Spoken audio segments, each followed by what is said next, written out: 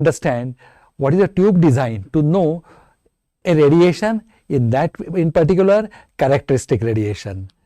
Now this is a tube design.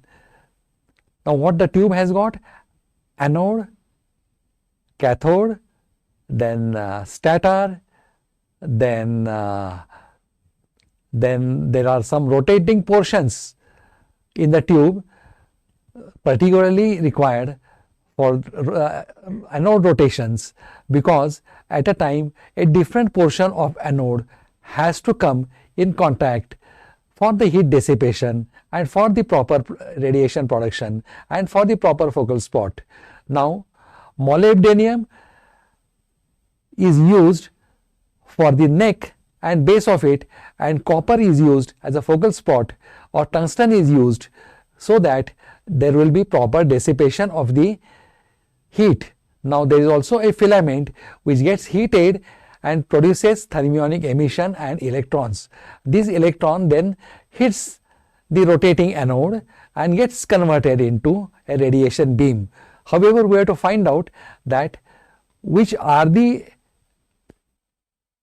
X-ray which are characteristic produced in which way is extremely important, and that is what we are going to see in this lecture.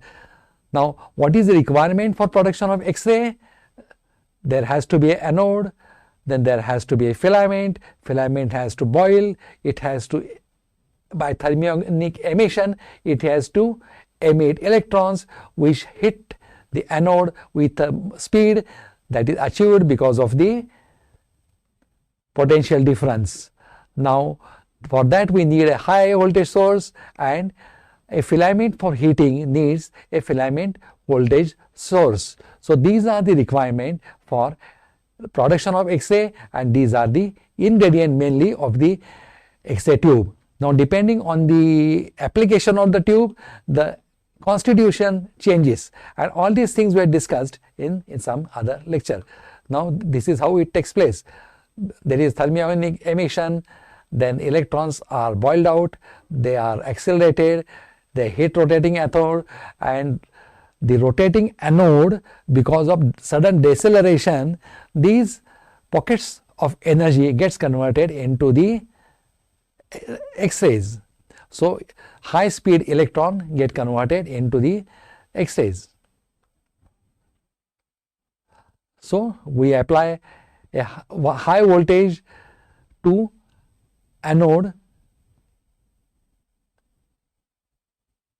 in a positive form.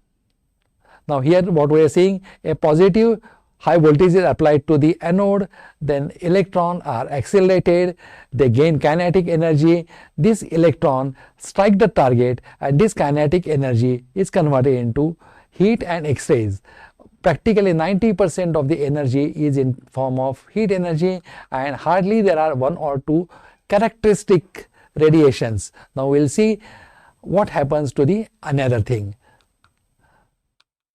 Now what is the role of electron? Electron carries energy as a kinetic energy. Why?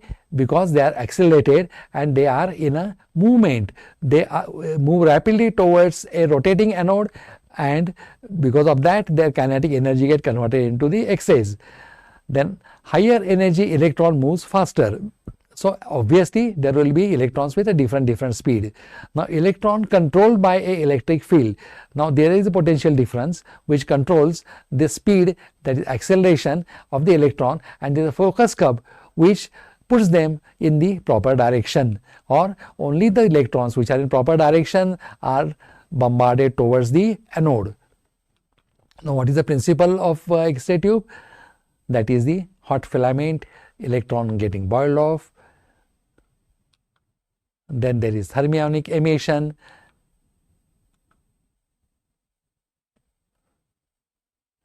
see now what is happening in cathode, lot of electrons are getting boiled out, then the filament is hot for electron to get boiled off.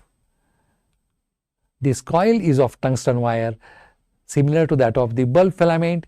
However, there are some technical differences as far as potential differences are concerned, and in X-ray, more energy is converted into X-rays, while in a visible bulb, the more energy is converted into a visible light. The cathode is the source of electrons, and filament heated by the electric current is the basic principle behind production of X-rays. Now, there are two types of X-rays that are produced. One thing is characteristic radiation, and second is Bremsstrahlung, that is the breaking radiation. In Germany, the word has come from German, and second is characteristic radiation. Now, in this we are going to see a characteristic radiation, and other part is covered in some other lecture. Now, characteristic radiation, it contributes only to a small fraction of the photon in an X-ray beam.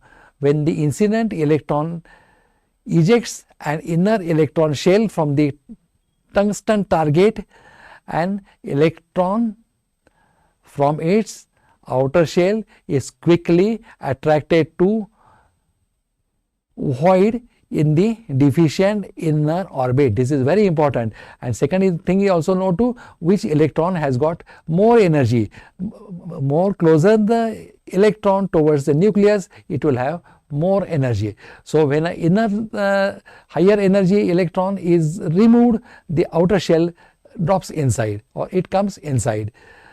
When the outer orbital electron replaces the displaced electron, a photon is emitted. Now, see here the energy is converted from higher accelerated electron, a kinetic energy, into the photon, which is different in two orbital binding energies. What it means? There is a difference between two orbital binding energies. Inner one will have higher, lower one will have, the outer one will have lower. So, when the more inner the electron is displaced, there will be more energy exchange. However, it will require a more energetic or electron with more kinetic energy to hit